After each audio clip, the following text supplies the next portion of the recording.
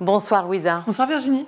On ouvre ce journal avec l'annonce du 49.3 par Michel Barnier afin de faire passer le texte de loi de finances sur la sécurité sociale 2025. Et une décision qui déclencha les motions de censure de la gauche suivie par celle du Rassemblement national. D'après nos confrères de France Info, il y aura un débat commun pour les deux motions, mais des votes séparés. Le RN a précisé soutenir le nouveau Front populaire. Si la censure est votée, le gouvernement Barnier pourrait tomber. À partir de demain, les motions de censure de la gauche et du RN seront étudiées. Pour rappel, hier après-midi, le Premier ministre a fait appel à l'article 49.3 de la Constitution afin de faire passer son projet de loi de financement de la sécurité sociale 2025 avant le vote des députés à l'Assemblée nationale. On écoute le député PS de l'Essonne, Jérôme Gage, qui s'exprimait sur le rejet du texte. Et pourquoi nous souhaitons le rejet de ce texte? C'est parce qu'il porte atteinte à des droits fondamentaux pour l'ensemble des assurés sociaux. Et c'est la raison pour laquelle on a essayé de proposer jusqu'au bout. Et là, c'est l'échec de la méthode Barnier, ce qui n'est pas un gros mot dans la politique, à savoir le compromis. Le compromis, ça aurait consisté pour Michel Barnier à accepter de débattre et de discuter avec l'ensemble des groupes représentés à l'Assemblée nationale, et pas uniquement comme il l'a fait dans un premier temps, avec son propre socle commun, le mal nommé socle commun, où il y avait déjà beaucoup en son sein qui lui tirait dans les pattes, pardonnez-moi l'expression, mais quand Gabriel Attal dit hors de question de revenir sur le bilan de ce qu'a fait Emmanuel Macron, notamment sur les exonérations de cotisations patronales, et ben, il met Michel Barnier en difficulté. Côté France Insoumise, Mathilde Panot, la présidente du groupe LFI, postait sur son compte X, je cite, « Avec le 49.3, c'est le coup de force de trop d'un gouvernement illégitime. Nous déposons une motion de censure. La chute de Barnier est actée. Macron sera le prochain. » Côté RN, Marine Le Pen s'est exprimée sur France Info, précisant que Michel Barnier n'a pas tenu compte des avis des différents groupes politiques. On l'écoute. La désindexation des retraites qui ramène au gouvernement 3 milliards c'est 0,5% de l'ensemble du budget du PLFSS. Il ne me semblait pas que cette demande était insupportable. Les choses étaient claires. M. Barnier n'a pas souhaité répondre à la demande des 11 millions d'électeurs du Rassemblement national. Il a dit que chacun assumerait ses responsabilités. Nous assumerons donc les nôtres. Ça veut dire que nous déposerons, au moment où je vous parle, et déposer une motion de censure et que nous voterons la censure du gouvernement. Et les décisions concernant les motions de censure auront lieu entre demain et jeudi. Et les partis de gauche et du RN ne sont pas les seuls à faire barrage au projet de loi de finances 2025. Les présidents d'universités se mobilisent aujourd'hui contre la situation budgétaire de leurs établissements. Pour les présidents, le projet de loi de finances est jugé, je cite, toujours plus contraint et plonge l'ensemble des universités dans une situation extrêmement grave d'un point de vue financier.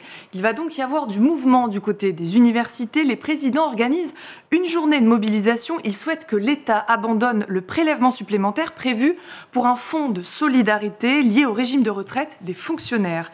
Voici ce que disait Virginie Dupont, la vice-présidente de France Universités, sur la situation urgente des universités. Reportage de Sonia Princet sur France Inter.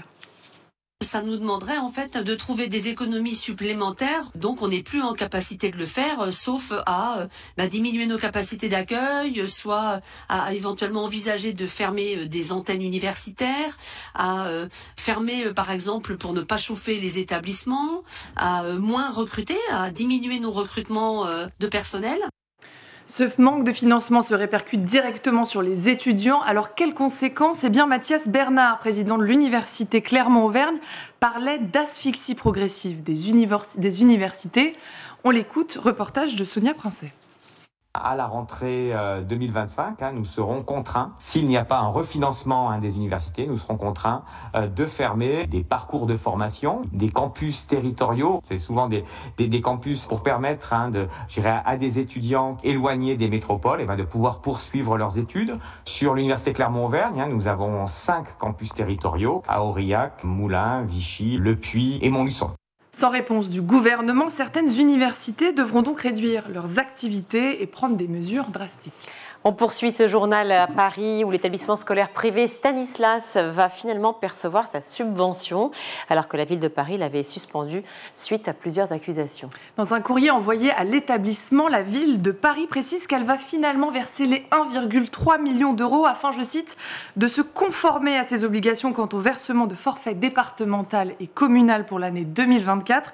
Voici ce que nous révélaient nos confrères du Parisien. Pour rappel, en janvier dernier, la ville de Paris avait décidé de suspendre les subventions suite à un rapport de l'éducation nationale publié par Mediapart qui mentionnait, je cite, des dérives dans l'application du contrat d'association. Parmi ces dérives, des propos homophobes, des pratiques sexistes ou encore l'obligation d'assister à des cours de catéchisme. Alors pourquoi la mairie de Paris a finalement décidé de verser cette subvention? Il y a des mesures qui vont être prises? Le 25 novembre dernier, lors de l'audition à la commission éducation du Conseil de Paris, le directeur de l'établissement s'est engagé à prendre de nouvelles mesures. Parmi celles-ci, pas de mention religieuse dans les dossiers d'inscription, précision entre les heures de catéchisme et les autres heures de cours, ou encore l'application des cours d'éducation à la sexualité. C'est à la suite de cette audition que la ville de Paris a décidé de verser les subventions. Mais tout le monde n'est pas d'accord.